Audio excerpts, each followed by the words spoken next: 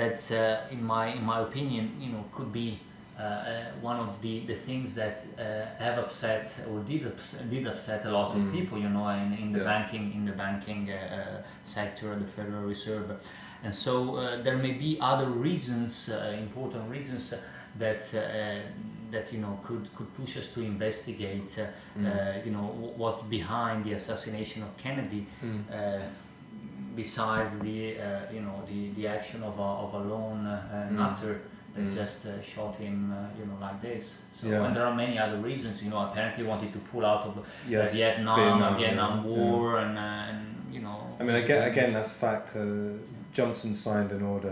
Can't remember the number, but Johnson signed an order. I think it was even the day after the funeral. Very quickly, he was sworn in. Obviously, they had to have a president immediately. And he did escalate the war in Vietnam. There's no doubt about that.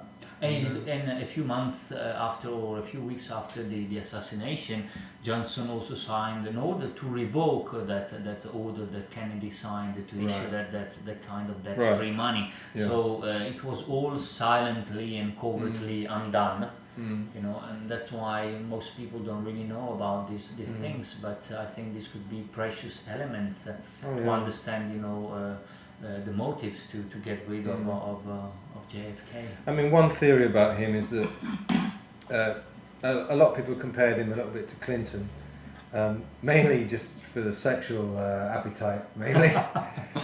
There's a theory, that guy Webster Tarpley, who, he has some quite extreme views, but he said that basically they get a guy in and they locate his weakness, which is what John Perkins said about Confessions of an Economic Hitman.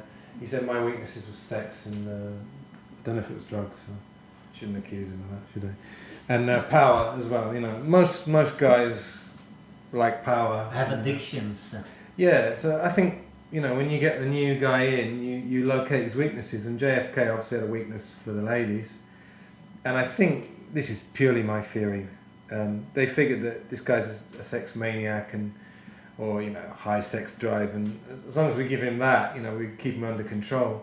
But I think it seems like he actually did want to change things, and besides indulging in threesomes and foursomes. Probably, and he sort of betrayed his masters, so to speak, and He also, I think, he also wanted to disband some secret organizations CIA within the government, CIA, etc.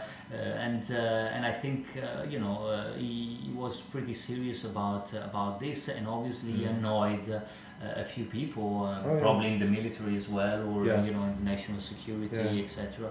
And this is another important element, I guess. I mean, people have to realise that, I think we talked last time about GDP. Yes. And you were saying about, other people have said, the god of the world these days is economic growth. It's a necessity. It's a necessity. In exactly. this monetary system that has to expand constantly. Otherwise, you have a collapse of the machine. You can't have deflation. You can't have a steady state economy.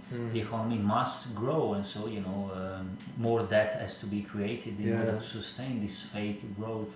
And would you put war right at the top of producing the economic growth? Is it number one? I think it's number two. Number one is financial speculation by several orders of magnitude. Which of course doesn't involve any real money at all. No, it's all fake money, and there's nothing done by these people. They don't produce anything whatsoever. They don't contribute anything whatsoever to society. These financiers and speculators. And the derivatives markets. And they move enormous amount of money from here to there, and they have all these how to call them, these tax havens where they hide all their ill-gotten gains, and they they speculate, they bring governments down, and they create crises that are completely manufactured by them.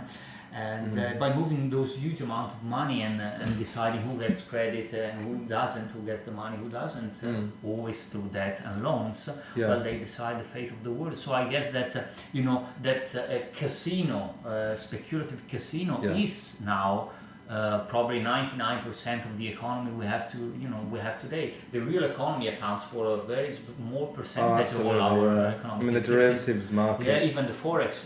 Forex exchange, all the fees that these people make, and all the money they're making speculating on the value of currencies is larger than the real economy every day by several orders of magnitude. It's unbelievable, and that's the economy we have, the casino speculative economy. And war plays a part in that. That is economic warfare. What we could define economic warfare, and then it's kind of the new warfare, through debt, through money and speculation. And then you have the traditional warfare with weapons and bombs, and that, as you know, is to appropriate resources, and to silence any dissent. But I think that even more than war today is really the finance, the speculative finance that is really deciding the fate. But I mean, the point I was trying to make really is that JFK saying, we're going to pull out of Vietnam, it's not a mixture of, he wants to stop killing people and all these people want to carry on. It's not really like that. It is, as you said, it's a necessity of this system. So I've had this debate with so many people. Are the people that run our world, are they psychopaths? Or are they just the heads of a psychopathic system? Or are they just ultra, how can I explain it? Like almost ultra professional. We have to get the job done.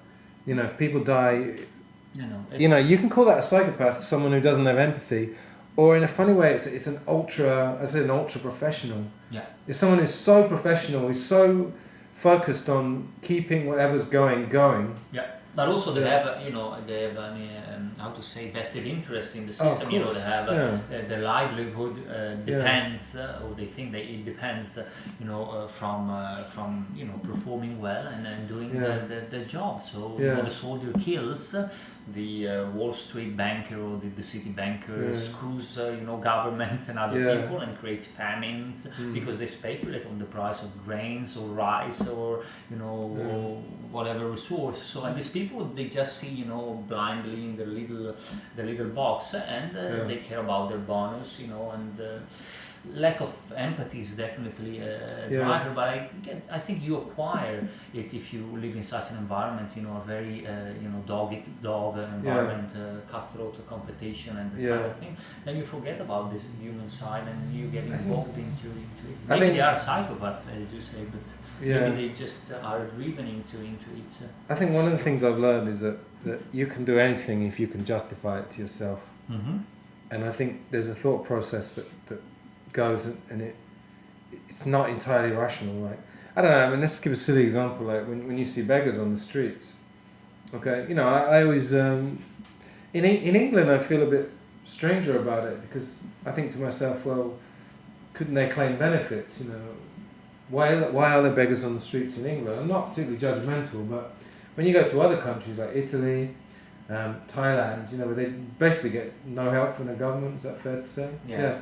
Then you think, well, if I give money, am I then obligated to give every day? And I at least go through this moral quandary, but then I hear other people saying, they kind of get angry and they bring up certain points about beggars, that, they were wearing a nice pair of shoes, or why are they smoking? Yeah. If they want to save money, why have they got a dog? And I would say, well, why are they drinking? Well, so maybe they're an alcoholic, nicotine addict, and they want a dog because they're very lonely and depressed, because it is depressing. It's not a walk in the park. But I think the point I'm trying to make is that basically when you can justify something to yourself, then you kind of give yourself a green light to do a certain action. And that reinforces your behavior. It could be something to do with that. I mean, there's plenty of programs. I mean, the Nazi Holocaust seems to. If you look at anything if you look at TV, like the Radio Times, it's just one of those things that's just constantly in consciousness of the Nazis. I mean, I'm not denying for a second that, it was a terrible thing, but why is it always that particular thing? I call Hitler the poster boy for evil. It's like it's very, Jesus is good and Hitler's evil. It's a simplistic idea. And what was I trying to say? Yes. There are many acts of evil and wars and atrocities committed nowadays, And then, but also the Nazis went home to their families and were probably good family men. I think Yes. it's always that dichotomy that And people struggle with. that reply that I was just following orders. Yeah, go on. And